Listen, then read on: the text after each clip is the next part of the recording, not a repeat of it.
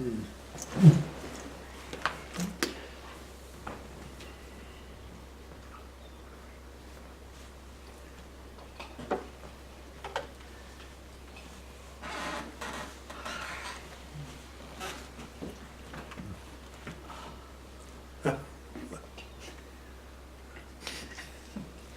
trying to scare you.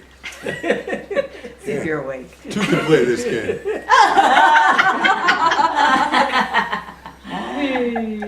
Those are nice glasses. Yeah, they are. Very nice. Brand new. Wow. Yeah. Look good on you. It's scary. I can see you over there.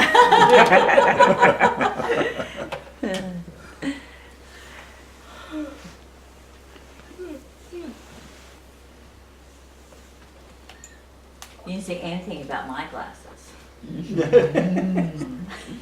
I'm sorry. You should go down the road to the Feed the Ego Guru. That's why I come. How's it going? My ego's getting bigger and bigger. Cool. Oops. How's that working for you? I have to think about that. Yeah. Just to get a bigger house.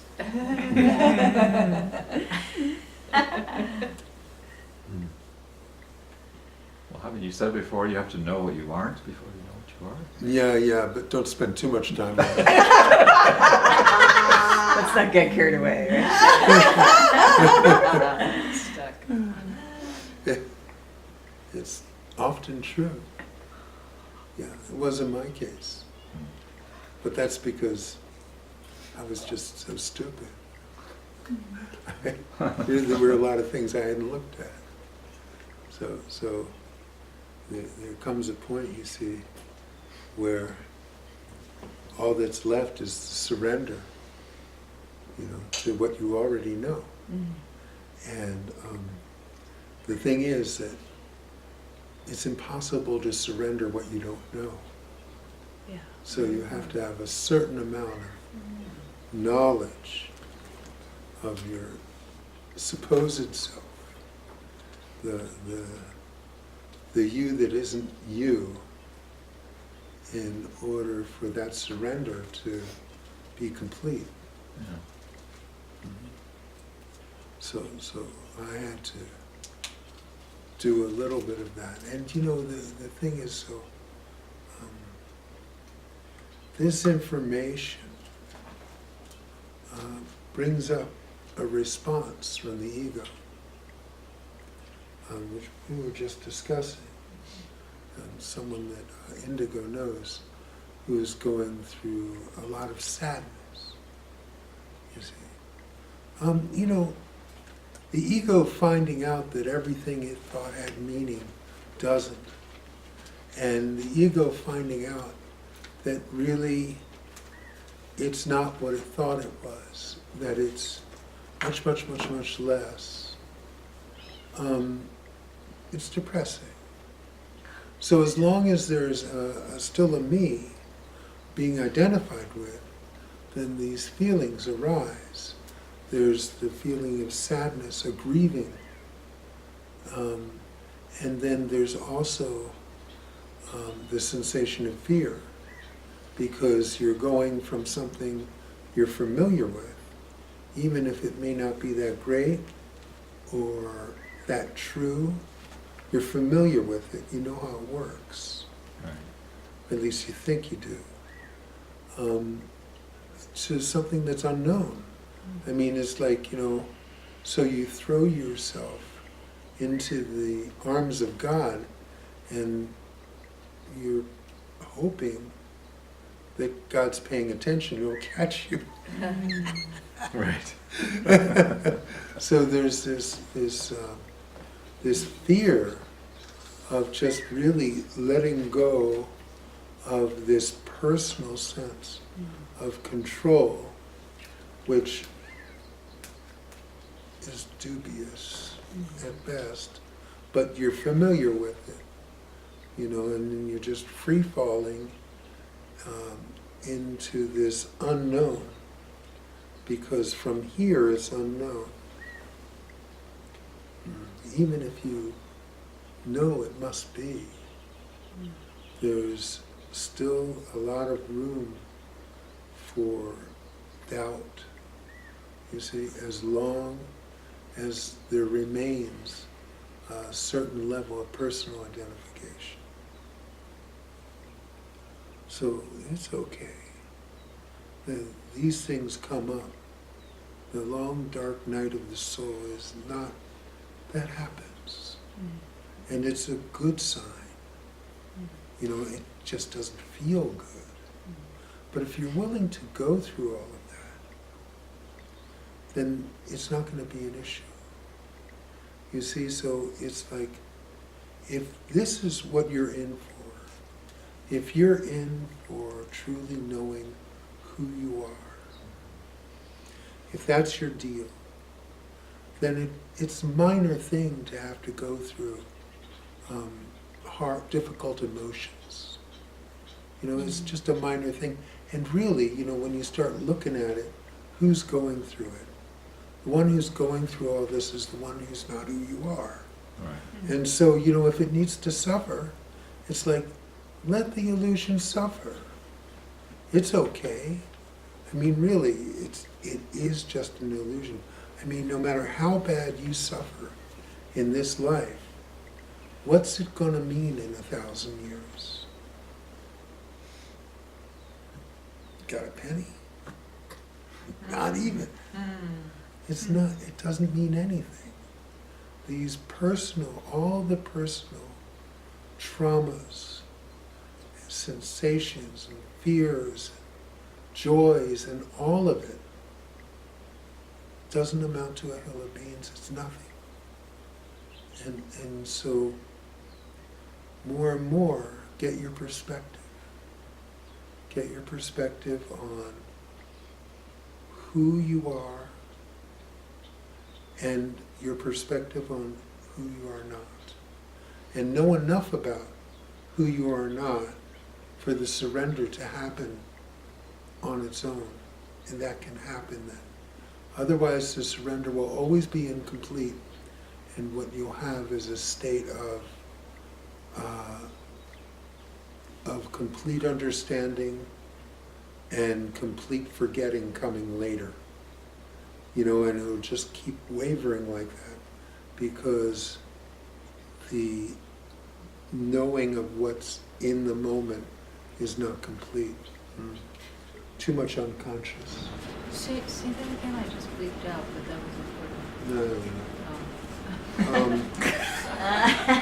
Roll backwards to tape. Well- Is that on? Is everything on? Yeah, it's on, so you can always get a copy. Oh, it's $5.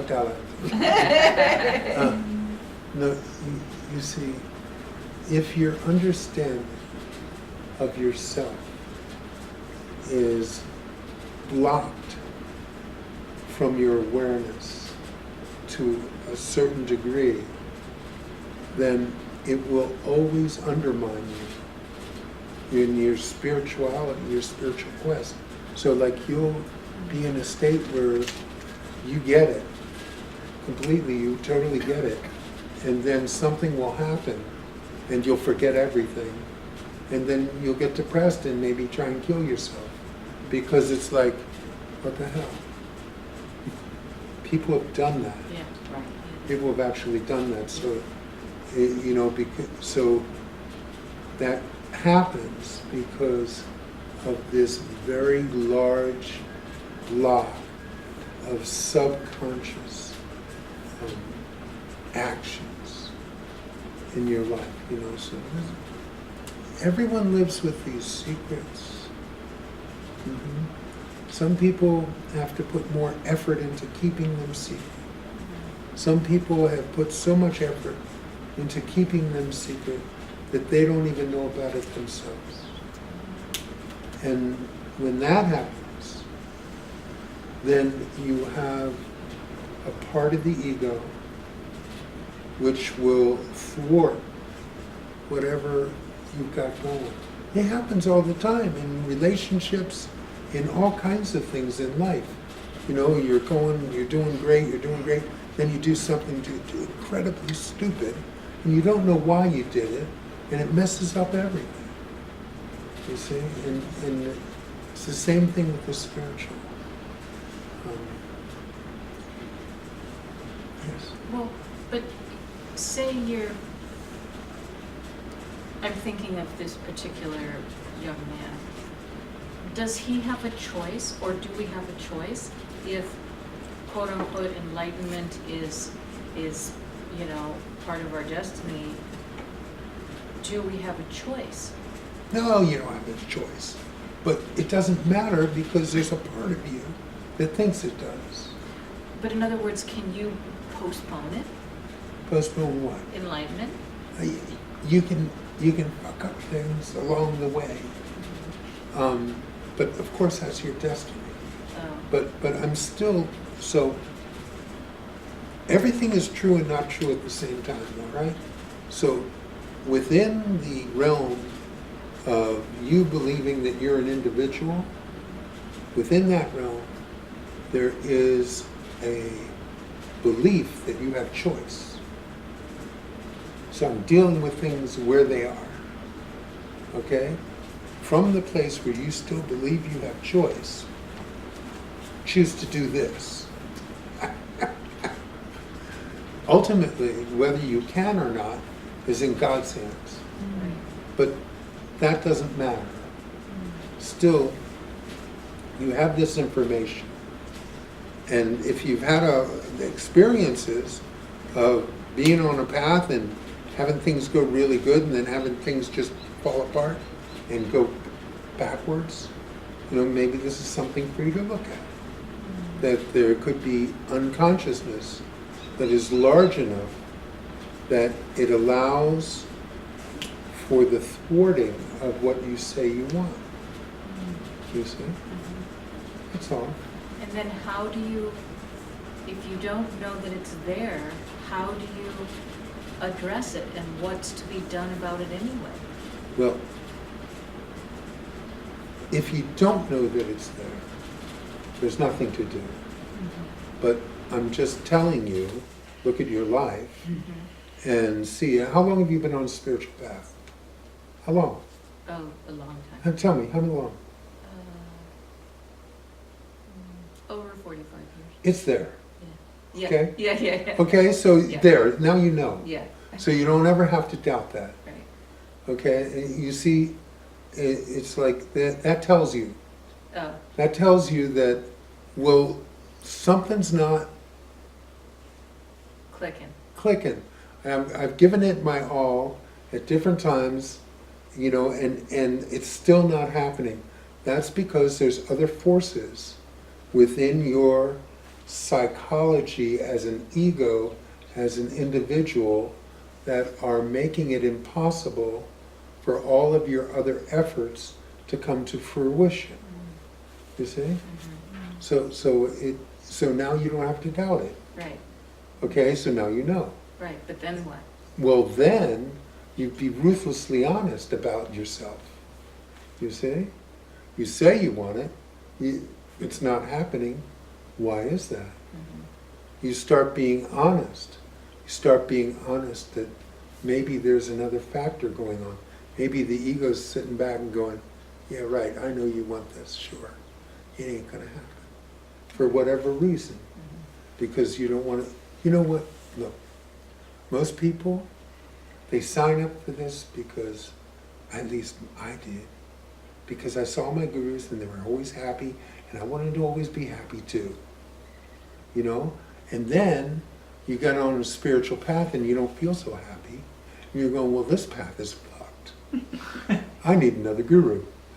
So you wander around, you start going to whatever, it's like, because that's not, you wanted to feel happy all the time. You see? And the thing about it is that all the gurus I've known are human, and they all have different emotions, but that never affects the level of peace that they have all of the time. They can be at peace with that. That's what I didn't get, because I just saw it through my blinders, which told me they were just in bliss. They were happy all the time, you see. until I got to know him a little better, I believed that. And even when I got to know him a little better, I ignored it and believed it anyway. You see? And there was a lot of sadness and anger inside of me that that was not what I signed up for. I didn't sign up to feel those feelings. I had spent a whole life's energy making sure I didn't have to feel those feelings. Didn't work so well, but I ignored that and continued on, you see. So you see, there's a certain amount of bravery and a certain amount of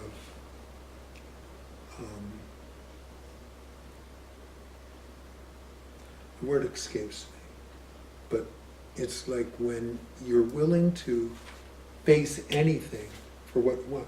It's like there is absolutely nothing that you wouldn't do. You see? Then, you see, because really, I'm not asking you to do much. Only give up every fucking thing you ever believed in your life for something that you can't know. Yeah, isn't that cool? So, it's a really good, safe path for you. And, you have to have a lot of faith and a lot of trust to let yourself fall into the unknown and dismiss the known, you see. Then something can happen, you see, that's permanent. If you could be at peace with all the places that you're not at peace with now, then you'd have no more problems. Wouldn't matter if enlightenment happened or not. You'd be at peace, you see. But really, the definition of this state called enlightenment really is just being at peace with yourself. You're just at peace with everything. It doesn't matter. And that includes the things that you would do anything not to feel, you see? Why would you? That's so much work. It's so much work to keep your secrets and to keep certain feelings at bay. Why not just let everyone play in the pool? Let all of it be exactly as it is. So you see, all that's needed is the one who's willing to take that risk. Risk everything for the unknown, just knowing that what you got now isn't that great anyway. You see, it's not like you think you're risking a whole lot, but really, if you've listened to what I've said, none of this means anything. This is a temporary phenomenon. You're going to spend all your time in this temporary phenomenon trying to keep everything on the status quo that you're used to. And it's meaningless. All it is a lot of work, a lot of effort. No need. No need. Just simply relax into what is. Just let it all pass by what is. Yeah. We've all cried. It doesn't last forever. We've all been enraged. It doesn't last forever. We've all been happy. It doesn't last forever. These are just temporary phenomena. Some of them you have decided are great, and some of them you've decided are horrible, and then you start making your life about keeping everything the way you like it, and making sure it doesn't go the way you don't like it, and it doesn't work anyway. Because those feelings are going to come up, the ones you didn't want to, and then sometimes those feelings come up, the ones you wanted, and you think you're enlightened. You think you got it all together. Finally. And then it passes. You see, really, the truth is simple. Everything just is. The mind picks apart things and says, well, it just is, but this is good and this is bad and this I like and this I don't. And why this? And you see, that's the mind's job. And if you live in your mind, then you have to do its bidding. Why live in your mind? Has the mind been that great to you? It's been all right, you know, it teaches you to not put your hand in the fire and not drown in the water and all those nice things, but really, this mind just make you crazy. You see the crazy people on the street, and you see how lost they are in their thoughts. They're talking all the time. There's no one there. They're just lost in their thoughts. They're so lost in their thoughts they can't work.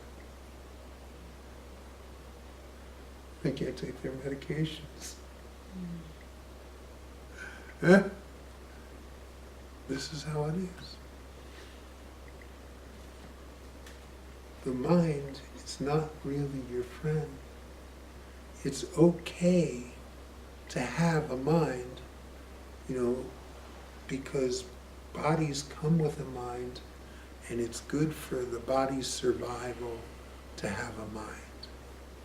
But why in the world would you want a mind to rule your life, to be in charge of you? It should be that you're in charge of the mind, you see? But in most cases, the mind rules. And it's not a good ruler.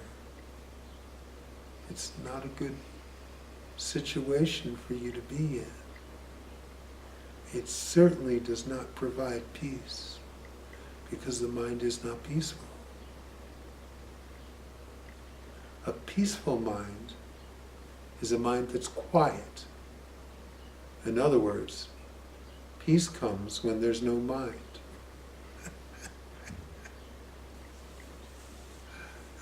So the mind is never peaceful by itself. It's just this and that and this and that and this and that. It's moving around. It's giving you the sense that all this movement and stuff is happening. It makes it seem very, very significant. It makes it seem like it's something good. It's doing a great job for that. I heard this near-death experience. Did you hear that? I watched the video, yes. What'd you think? I resonated with it. It was great. I thought there were a lot of parallels, a lot of things that totally aligned with what I talk about. But he kind of says that you know everything already. You know all this about God, but you choose to forget it so you can just be with this play. You see? It's just a play. And it works better if you just forget all about what's really true. Then you can enjoy and totally be in the play. But if you sit back and know that this is just a play, well, now you're outside of it. And you know, most people want to be in the play. That's why they came, to enjoy it, the play.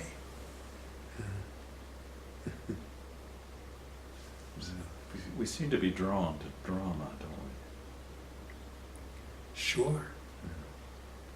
Yeah. But that's what it is, you see. It's just like the show on TV. This is just better quality. This is more convincing. That one's convincing for an hour, maybe a half hour or so. But this one's convincing for a whole lifetime, which seems like a long time, but as far as things go, it's not. You know, they say that you're looking at a star and it's like, 10 million light years away. It's like, wait a minute, that's insane. Yeah. How could something 10 million light years away? Oh my God. It doesn't even make sense. And you think, well, I've got a whole lifetime ahead of me. Yeah, it's nothing. So, all of this is nothing. This is just enjoy it and just remember this simple thing. Everything just is. Your mind will pick it apart. Don't buy it. Because everything still just is. From birth to death and everything in between, it just is. You just enjoy, you hate, whatever it is, it just is. Everything just is. And if you can have that same equanimity about things that you don't like as things that you do like, then you'll see what I'm talking about. This level of peace will be just a part of all of it, you see. So, because the things that you don't like, it just is. The things that you do like, it just is. Everything just is. Everything's the same, you see. It takes the zing out of your personal perceptions of things. Right now, there's billions of people having billions of experiences, from sublime to horrible, and all of it just is. All of it just is. And that's the truth, of course. Everything just is. It's easy to see if you left the planet and just looked at it.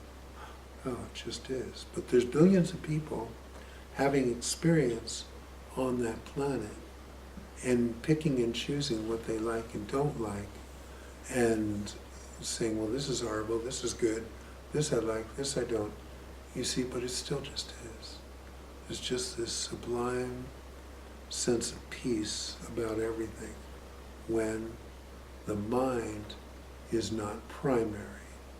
But when the mind is primary, when your thoughts and feelings become the primary thing and the primary focus, then it's difficult to see the equanimity that I'm talking about. Because the mind doesn't see things equally. It picks and chooses, and it decides what is beneficial to you and what is harmful to you. Now, that's part of the mind's job. There's no problem with that. The problem is that you have made your primary focus your thoughts and feelings. And when you make that your primary focus, then you're paying attention to something that is always changing. So it doesn't give you any rest. There's no sense of peace, because everything is always in flux. And even when things are great, they're going to get rotten soon enough. You know? And when things are rotten, they're going to get great soon enough. But if you're lost in it, and you're feeling rotten, and then you're feeling great, and then you're feeling, and then you're like, wait a minute, I don't like rotten. How do I never get rotten to happen again? You see, and so you're manipulating, and then you decide, well, I think we're going to have some secrets here, because when I think of this, rotten happens. You see, and then you start shoving things away, and then the ego is fully entrenched, and there's no way that it can be shook because of that unconscious from the secrets and the blank spots in your personal awareness of yourself. Yeah, there you go. I went full circle. Good.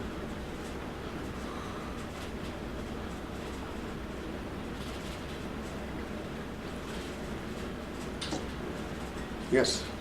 So, I have found personally that, and I don't know if this is on this spiritual path, that when I look at it this way, in a positive way, that when I am ready to deal with a big issue, shit will happen to put it in my face, and then I have a choice that I can, really experience that and heal from it, or, put it under and ignore it, and then, of course, it's going to happen again until I wake up and deal with it. So that's, am I dreaming this?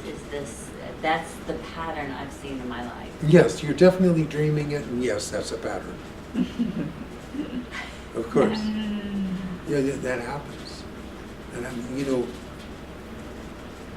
to the degree that you have made a commitment to anything in your life, it will be tested to see, is that really what you want? And if you have the ability,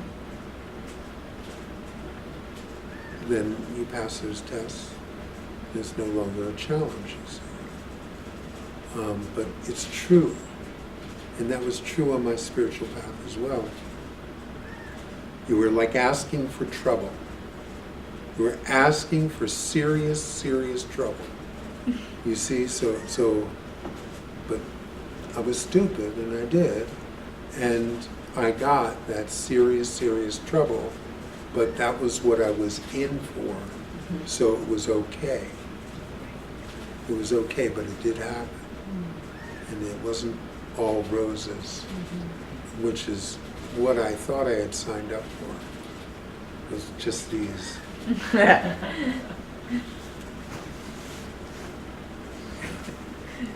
So,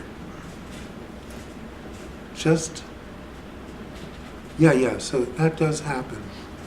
On a sincere spiritual path, there's two things that happen. There's the testing to see if it's sincere. And then if it is sincere, what happens is, to the degree that the surrender is there, God, to that degree, takes care of you. It's like a cosmic law, that the degree of the surrender is the degree to which God steps in and makes sure you're taken care of. Well, that's a relief. Yeah, but it may not look like it to the ego, so you can't trust that. But it is it's like just a law of physics, spiritual physics. Yeah. And you might think that your surrender's true, and it may not be. So you might get slapped in the face with that. You don't know. Because, the one thing that's true also is you don't know what you don't know. Exactly. And so there can be still more learning that you never suspected. But time will tell. Time tells you, 45 years tells you. It tells you that there's something. There's something there, you see.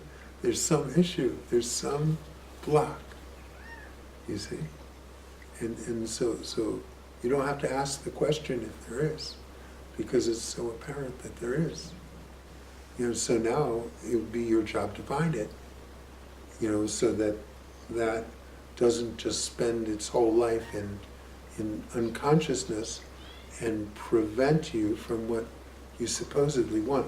Now you see, most people's desires are not clean. So you see, when I was on my spiritual path, I thought that all these new spiritual concepts I was learning would help me keep those bad things at bay even better. And for a while they did, because spiritual concepts are very strong, you see. Because I never imagined me being at peace with the things that I really was not at peace with at all. I never imagined that that's really what was involved, you see, because I had taken it on a more superficial level. And it went deeper, it was more serious than I had really. You see, when you get with a guru and stuff, like it's a serious path. And there's a lot of rewards, but it's difficult. It's difficult. I remember when I was in Ganeshpuri, Baba's ashram in India,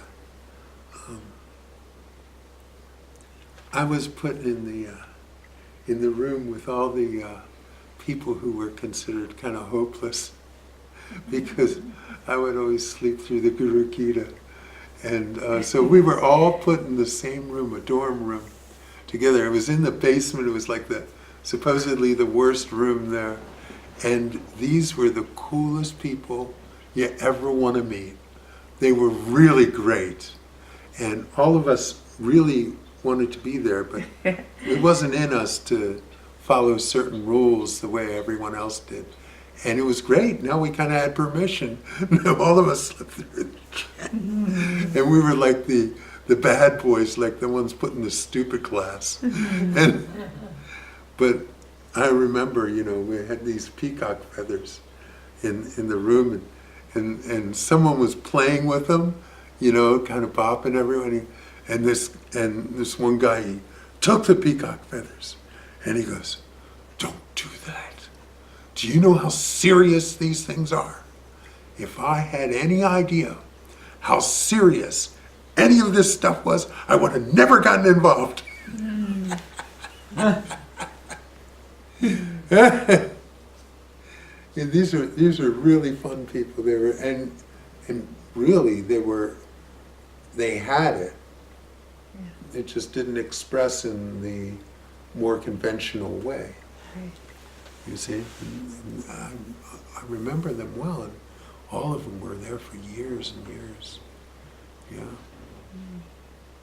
So. Did they all become enlightened? I have no idea. I didn't stay in touch. But it wouldn't surprise me if some of them did.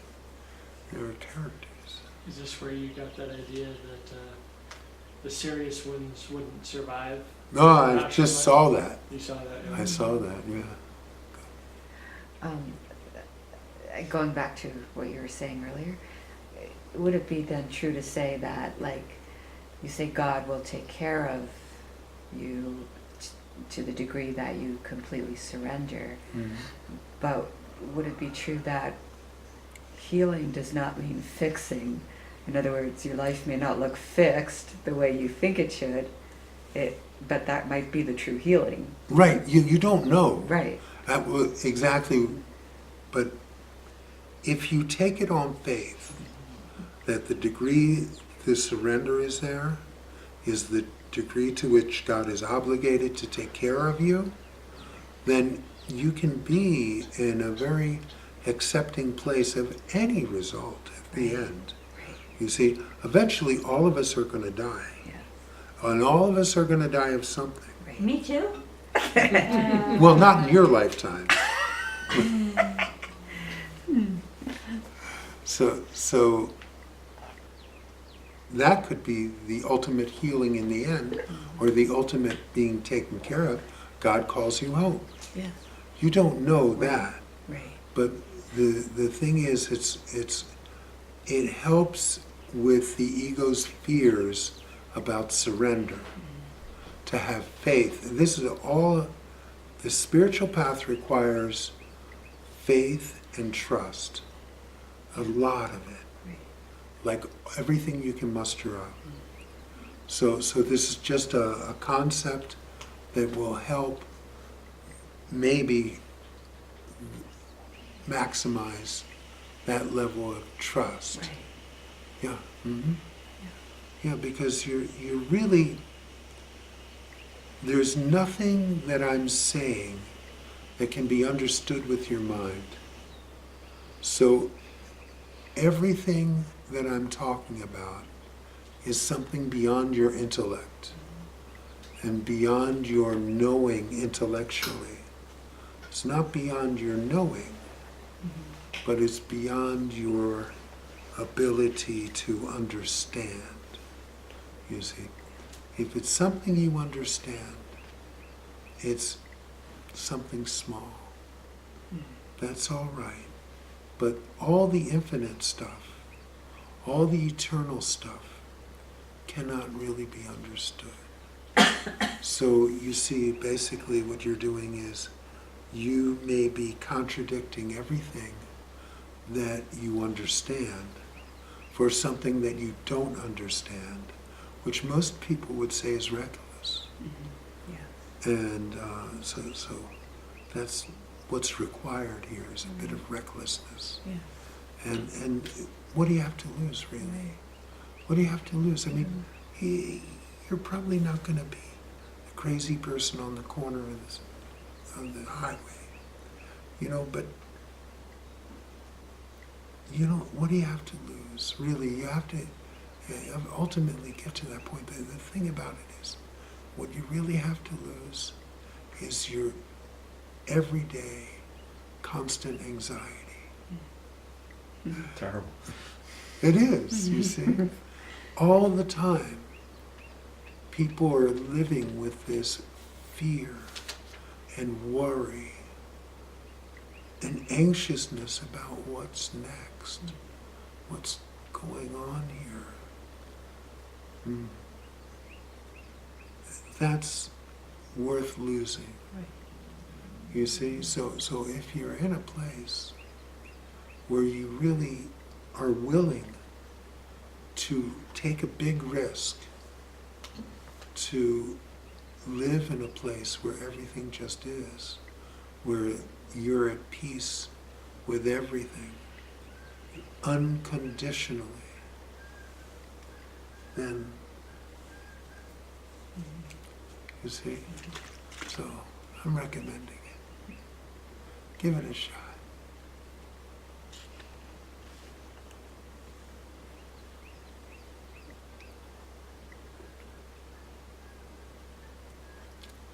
There's nothing to lose here. That's the way I look at it.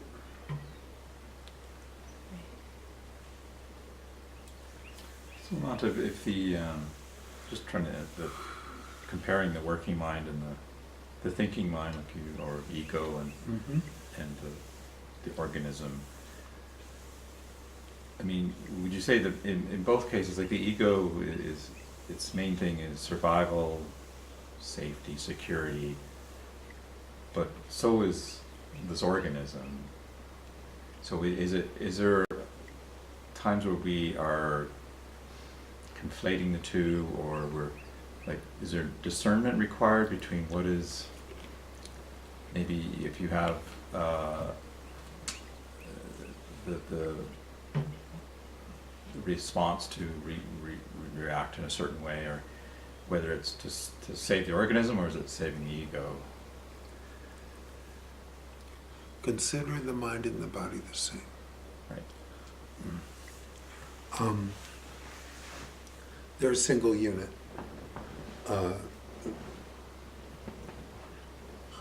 Ramesh used to call it the mind-body organism.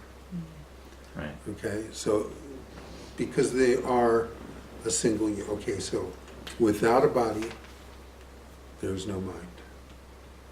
And a body without a mind is a vegetable. you can't survive, you see. Right. So they're a single unit, and the body is designed to continue until it expires. And the mind is designed to help the body in that. Okay? Bodies only last a certain amount of time.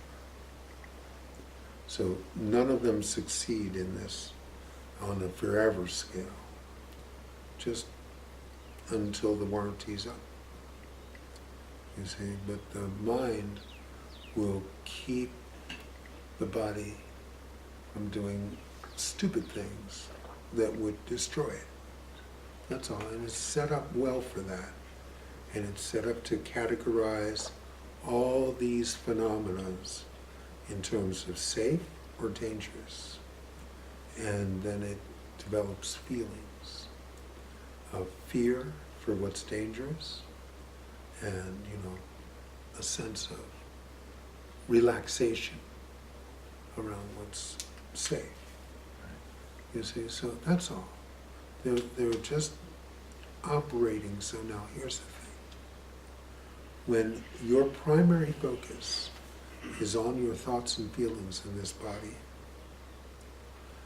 then what happens is you get the sense that this body-mind is in charge, and that this body-mind has an existence separate from everybody else and everything else. You see? And that's where what happens is you forget. You forget who you are. You forget where you came from. You forget where you're going. I mean, people go through life, they don't think about where they're going. On their deathbed, maybe they do. You see? Maybe on Sundays, they might for a little while.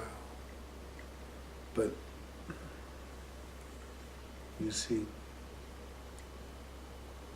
when your primary focus is on your thoughts and feelings, you lose your perspective. And then you think the body-mind is in charge. And that the body-mind has a substantial existence.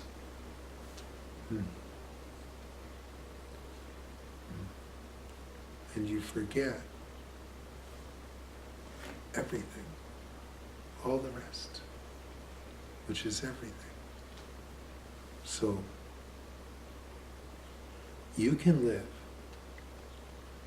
with the primary focus being that sense of peace, which today we're describing as it just is. With just that sense of equanimity about everything, and still have the body-mind do what it does, and still give it enough attention for you to be aware of it, and for it to function the way it was designed. But it's not in charge of you. It's just taking care of whatever it's taking care of. And it's just doing whatever job it's doing. It has nothing to do with you. You see? When Ramesh, someone asked him about Nisargadatta dying, and he said once, he goes, "My guru was never born, how could he die?" You see, that thing that you are, that all of us are, is eternal. And to live in that state means basically the only transition between life and death is just these physical sensations and thoughts. That's it. Really, when you get down to it, these physical sensations and thoughts are just a nuisance. They're just, it's like, so fine. Your death will come soon enough, you see. But I don't look at it as something that I hope doesn't happen tomorrow or any time. It's like I'm totally happy with that. And I remember I thought about death recently. It was like I just started crying because I just had the feeling I'd just be with Baba. It was like the sweetest thing. Just felt sweet. So, all of us are going home. I just keep on thinking about all the people that have passed, that are gone. Where did they go? You ever notice that none of them come back to tell us something? Because can you imagine, okay, so you go to sleep, you have these wild dreams, all this stuff, and then you go, fuck, I gotta get back to that dream to tell them this is just a dream. You never do, because it's just a dream. Even Houdini didn't bother. He said he would. He did? Oh yeah, he said he would. Because, he had the vision of escaping death too.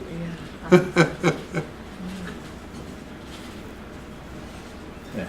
Well, maybe he did. Really? There was no death. He died. I know, his body died, but maybe he did escape death because he's forever. Oh, I see. And then everyone does, right? That's right. Yes. Well, you see, it's just the body that dies. And when your primary focus is on your thoughts and feelings, then when the body dies, you think you're dying. You see? But you can never die. Because then you wouldn't be what you are. Which is eternal. Exactly.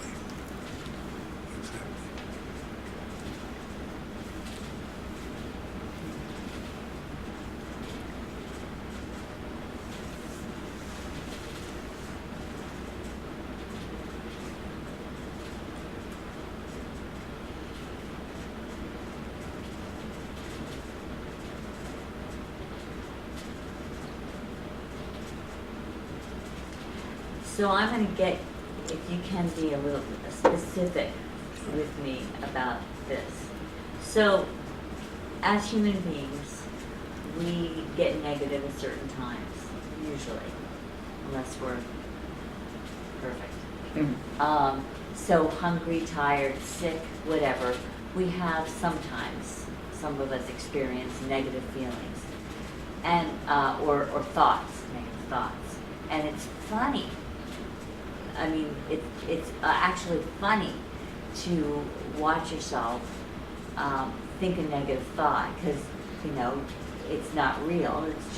It's pretty funny how negative we can get, or I can get sometimes.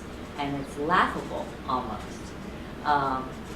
So when you experience this mind trash,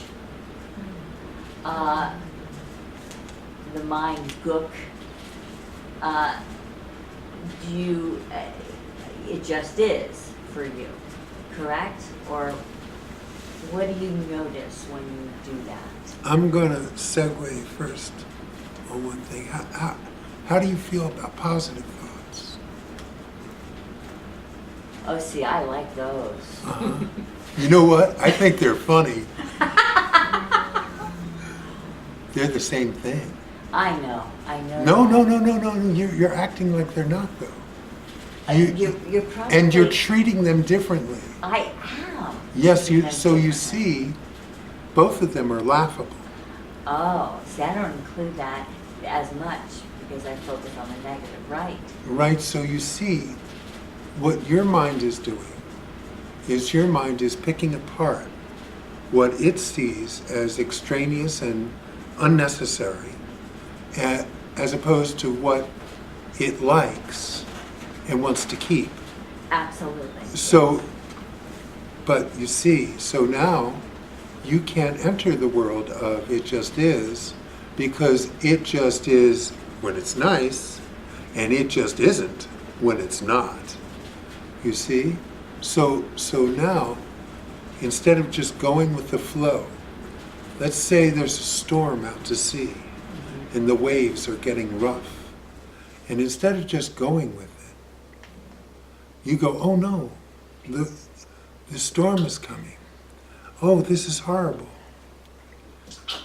You see, so just, you are going to have what you call negative thoughts, and you are going to have what you call positive thoughts. When you have the negative thoughts, you think it's ridiculous and they're amusing. But when you have the positive thoughts, you treat them differently. Oh, here's the thing. If you're going to have positive thoughts, you're going to have negative thoughts, because they're just interrelated opposites. They're part of the same coin. They come as one set. If all your thoughts were positive, you would not know what a positive thought was. The only way you know it's positive is because you can contrast it with negative thoughts. They're a unit. They're a single unit. You're trying to treat them like they're separate. And what that's doing is it's throwing you into a game of this is good, this is bad, this I want, this I don't, this is funny, this I like. I'm going to keep this one in my piggy bank. You see? It's just a game. All of it. Okay, so gratitude and love. Okay, so I'm attached to those feelings because they're fun. It's like chocolate, you know, feelings of love and gratitude and connection, just fun. So how do you deal with that then? What do you do with that type of feeling? I don't do anything with any of it except simply witness it. I'm just being with whatever. You see? I'm just simply being with everything. So, you know, life is just a bunch of shit that happens, a bunch of stuff that happens. There's this and there's that and there's this and there's that. There's shit and there's chocolate. Same color, different flavor. Right. But that's the way life is. You know, if there wasn't any shit, there wouldn't be any roses. They work together. Right.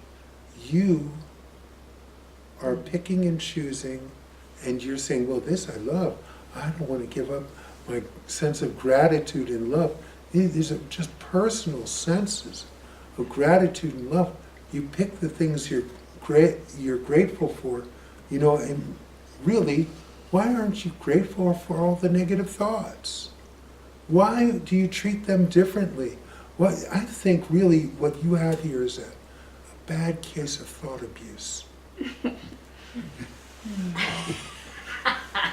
You are treating certain thoughts like they are poison, Like Cain. like they're terrible. Neglect. Yes. You don't want them around.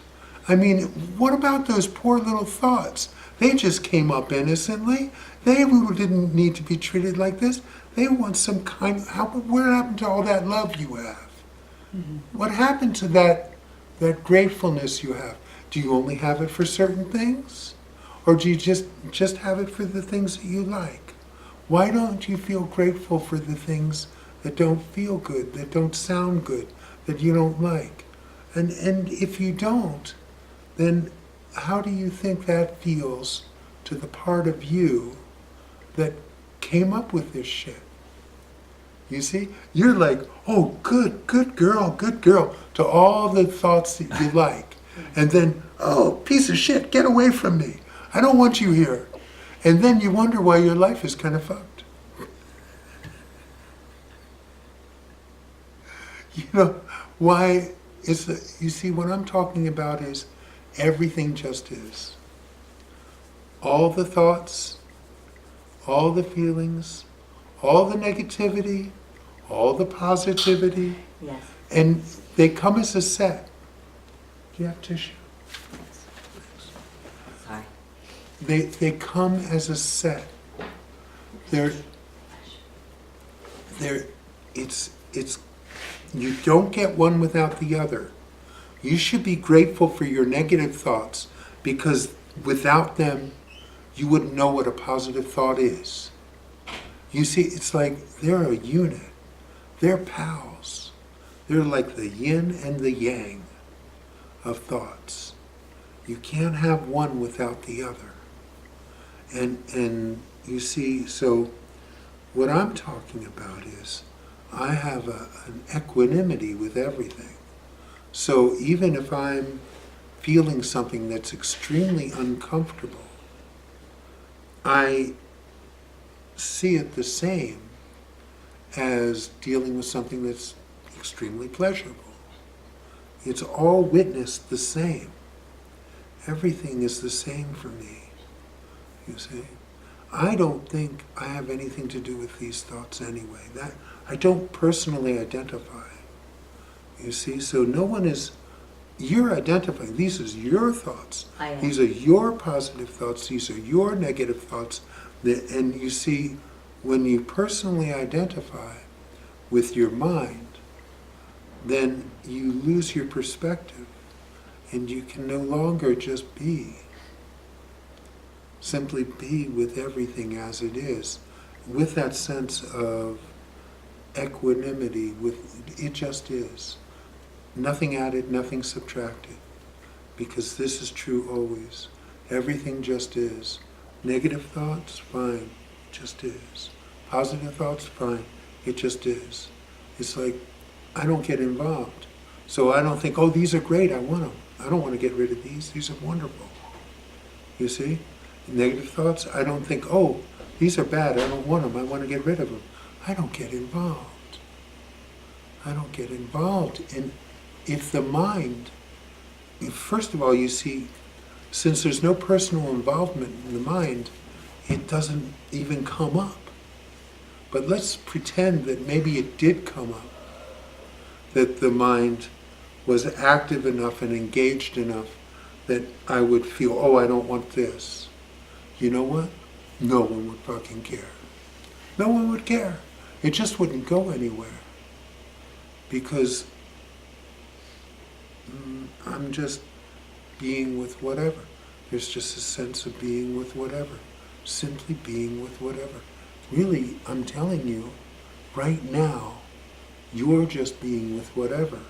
The only thing is that you've identified with your thoughts, and so you're not aware of it that much. But right now, the who that you are is being with whatever, just being with it 100% all of the time. That's all that's going on here. Okay? It's good that you brought this up. And as for your further question was, how do you deal with it? I don't. You see, it doesn't come up. If, you know, I can have a bad day. My father was extremely negative. I have the upbringing and the conditioning for that. Those thoughts could arise. Of course. I don't care.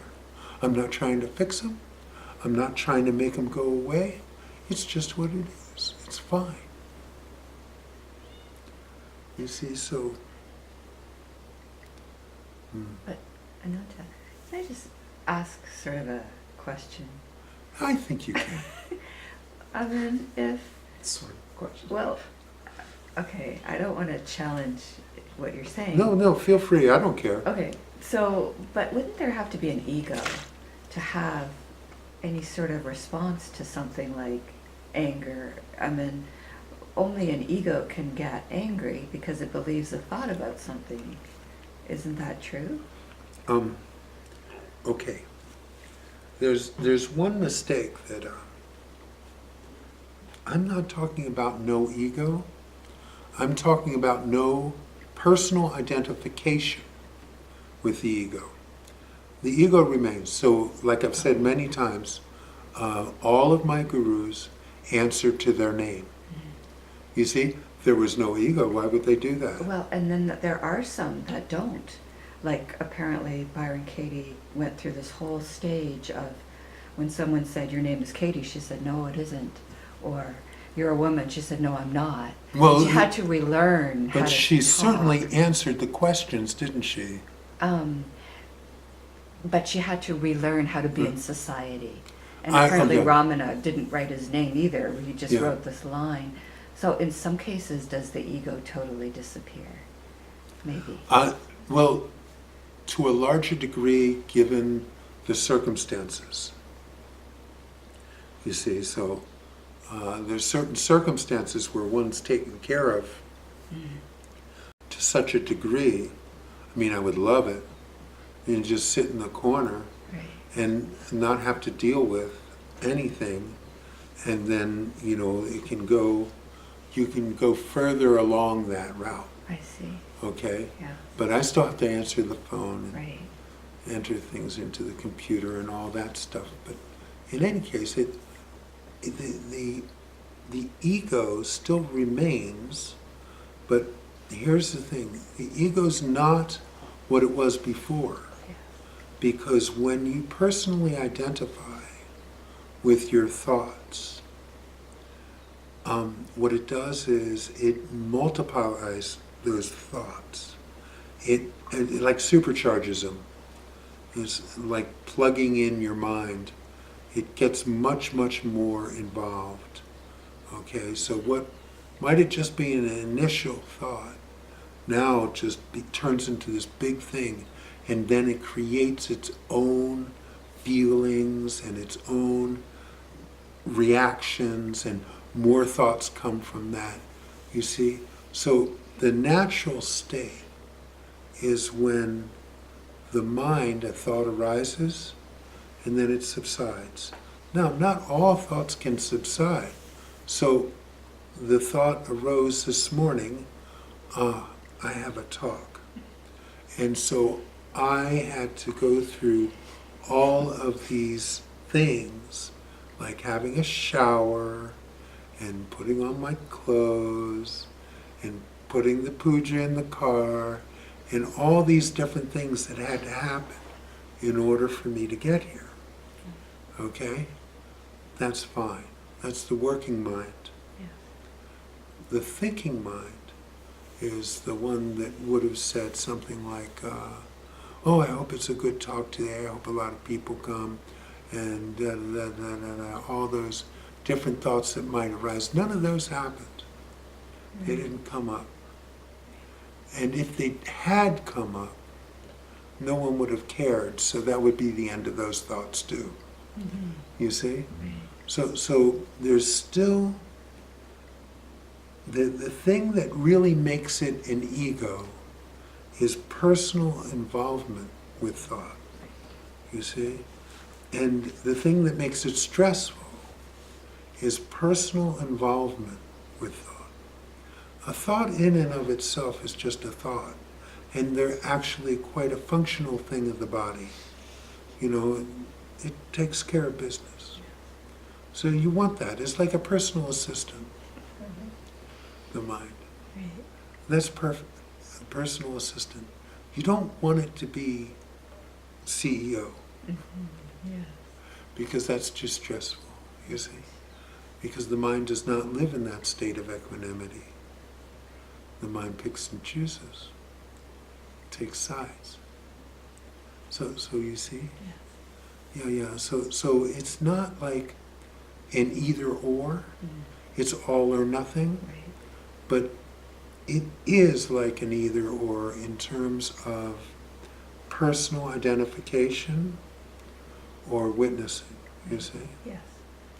If everything is just witnessed, then the stress is gone from it. It doesn't hold certain qualities that are uncomfortable, like in a permanent lifetime way. the anxiety. Yeah, That's gone from it. right. Because it's just a thought. It's just a thought. If it was a thought that might have made you anxious before, it's just a thought. And even if those feelings of anxiousness arose, all they do is pass. You see, because it's just a thought. Yeah. That's all. And you know, so it's not a complete divorce in most cases. Does that answer? Yes, it does. Oh, good. Good. Yeah, it's hard for, the mind likes absolutes. And, you know, I try and give you as many as I can. But all they are concepts. The thing to remember is that right now, you are witnessing your life. You're just not aware of it. But right now it's happening. Right now, that place within you that is eternal is simply being with everything. And all I'm trying to do is get you up to speed with what's already going on, and which your identification with your thoughts has veiled. And when you're focused on that, you forget. So this is just, all these are our little reminder sessions. It's excellent. I've never heard you explain it that way. Oh, good. That's really good. I must write it down. I mean, yeah, it really. That's a really important piece. Okay. So you could say that just the being with whatever negative thoughts, feelings, etc. arise, and not that you're doing it effortlessly. It's not work, but just that very act diffuses them in a sense. So they Diffuses what? don't- the negative thought, perhaps. Well, I mean, it neutralizes it neutralizes everything, it, the right? positive and negative. And the negative, positive. You see, because everything just is. So when you are just with that, in the equanimity of everything just is, then positive, negative, all the same really. Uncomfortable, comfortable, same. You know, fun, horrible, same. Everything's the same. Right. You So see? you're not buffeted by either the positive or the negative. Even if you are, it doesn't last and no one cares. You see? So I'm giving you extra leeway here on all of it.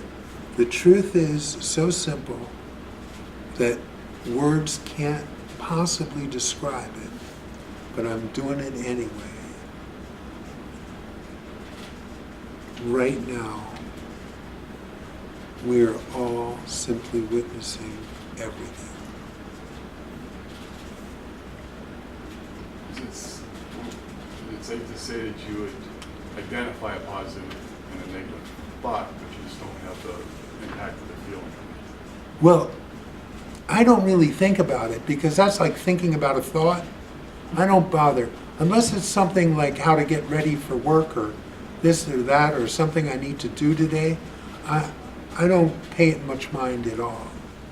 So, you know, Kelly will ask me how I'm feeling. I don't know. I have no idea. You know, I guess if I really wanted to think about it, maybe I could. But who cares? You see? So it's a different perspective because you're still trying to make it personal. Like if I saw everything as the same, what would it be like? You see, that's personal.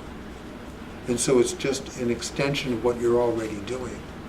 What I'm talking about is something that's being done already, not by you, and you couldn't do it anyway, but it's already happening.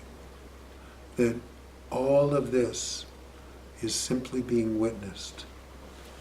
behind your personal looking at it as negative, positive, fun, not fun, whatever it is. Everything is just being witnessed before a label's been put on it. It's just being watched all the same. 100% the same, whether you consider it positive or negative. Does that answer it at all? Yeah, maybe. I was saying you can still identify positive and negative thought as positive and negative. I guess It's not like you say, well, is that a positive or a negative thought? You can identify it, but you don't have the experience. That's what I was wondering. Well, you're saying trying. it's all it is. What's that? Oh, go ahead.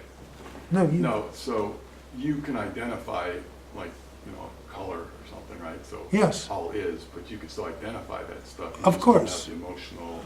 Well, you you're not don't. attached to the emotion of a feeling or a thought as much. Yeah, I think it's like that, but you don't even bother really getting into the weeds.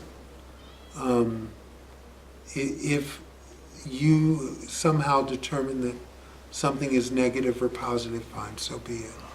But it just has no impact on you because you're not involved. You see? I see that. So when you're not involved, it's no longer personal. No one's involved. It's not like you can witness. It's like the witnessing is already happening. You're not doing it. It's being done. Okay? It comes from a deeper place than you do. You see? Yeah, so just be aware of what's already going on. If you can, remove yourself from personal involvement with thought and feeling, then you'll see that this witnessing I'm talking about is actually what's going on. And your personal involvement with thoughts and feelings just veiled you to that fact. Is effortless yoga. Just be aware of what's already happening.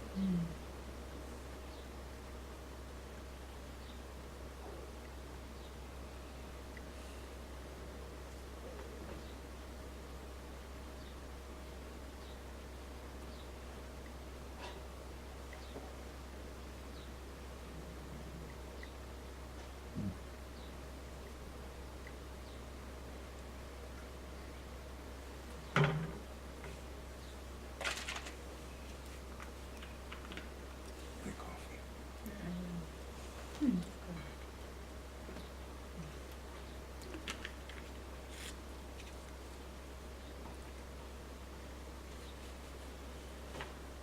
So I guess there's a difference, like,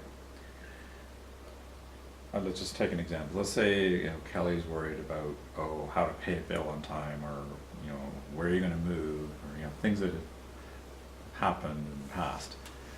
So, if she's invested and she's personally involved in the worry and anxiety of that, you may have, I'm just asking, I guess, would you also have certain thoughts around that and concerns, but there's just no attachment to it? Or are you completely just witnessing all of that and following whatever prompts? Like you say, this morning you followed the prompt to get showered and then dressed. So is it that impersonal, I guess? It's that impersonal, however, I'm still subject to stress. Okay. So there's certain stress about not knowing where you're going to live. Right. You see, and so that still has an effect. Okay. Even without participating in the whole thing, it's just an inherently stressful situation when you don't know where you're going to live. You see, like that. Yeah. That's all. So you're not freed from the stress, but you are not subject to. These things can happen. these thoughts can occur, but they don't have any shelf life because no one's feeding them. So things can come up. A concern can arise, and maybe a nap will be disturbed. Like that. But that's as far as it goes. So that stress, you say, of not knowing where you're going to live or where you're going to move, or finding the stress of maybe we won't find the right place, etc. That's not a taking it a continuous little thing. too far. That's taking too far. My thought process doesn't go that far into maybe this would happen, maybe that would happen. I'm just dealing with what is. What is. Okay. So if what is we don't know, then I'm just dealing with that. And if we don't know is inherently stressful, then those stresses are still there. But nothing's being fed to the extent that these contingencies and these thought processes of, well, what does this mean and what would it be? You see, none of that happens. It doesn't go that far. No futurizing.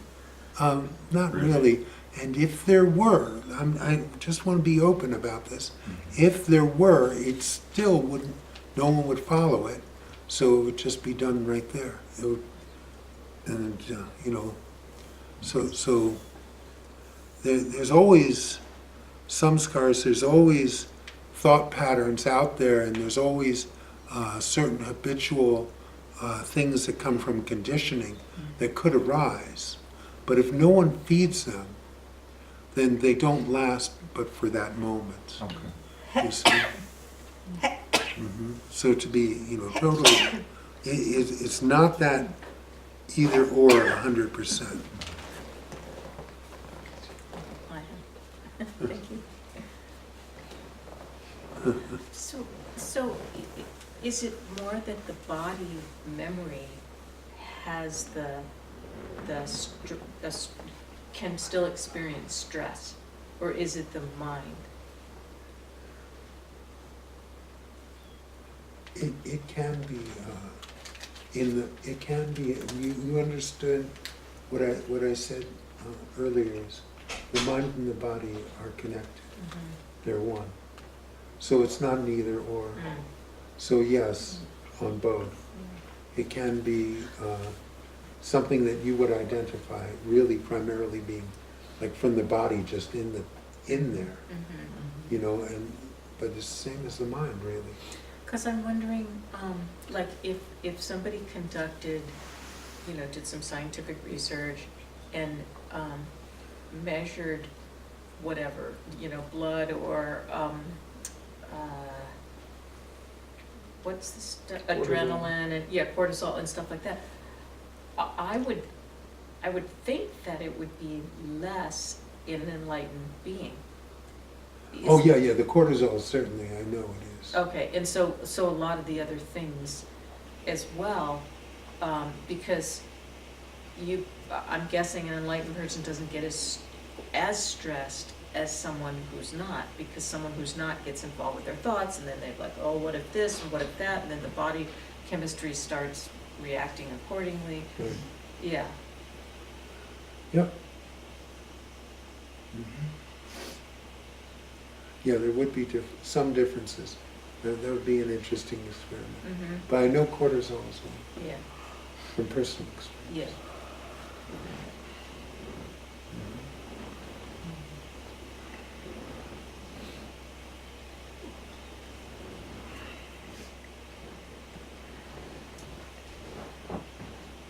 Isn't that kind of why we're here? So we less stress. Yeah. Isn't that the goal? That's part of it. Isn't that the goal? Or the entrainment, when you hang out with someone who's less stressed, your physiology starts mirroring. If you hang out with someone who's more stressed, That's true. So, yeah, I mean, that was part of the experience, I'm guessing, with your gurus, is you felt, being in their presence, in their energy, felt good. Yeah, definitely. Yeah, That's why I kept coming back for more. yeah, It wasn't because it was horrible. right, right. That's, you see, so that's like that's what keeps you coming back for more.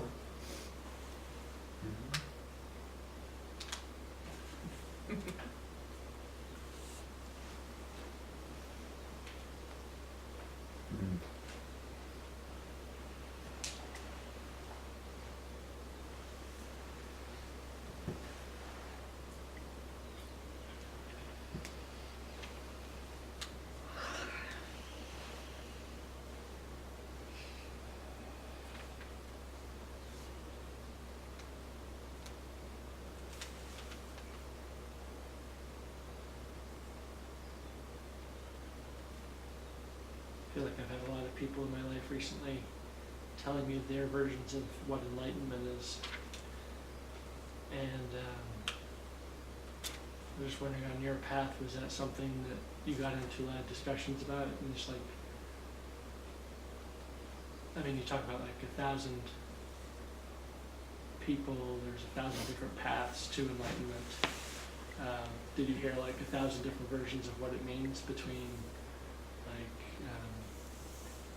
everything being positive and good, or that there are these higher and higher states of consciousness that you can keep getting to? Mm-hmm.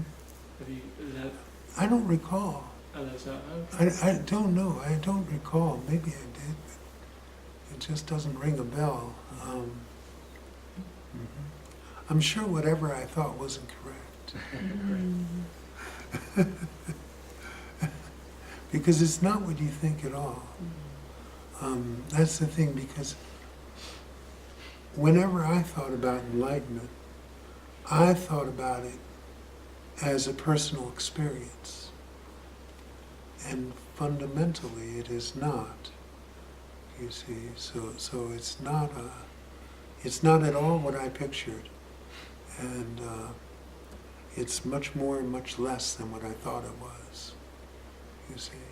And very ordinary, really.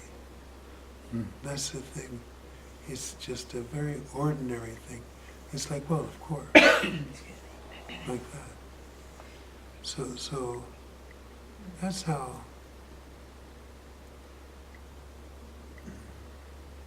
So you can just pretty much bank on that whatever you think it is and whatever anyone else thinks it is, that ain't it. That ain't I it. found myself not arguing and not like offering, because whatever I say is not going to be Yeah. really accurate. And I mean, really, how can anyone who's not enlightened even talk about it? Oh, Yeah, easy, it yeah, happens all the no, time. I know. It's everywhere. Yeah. And yeah, particularly in the yoga community,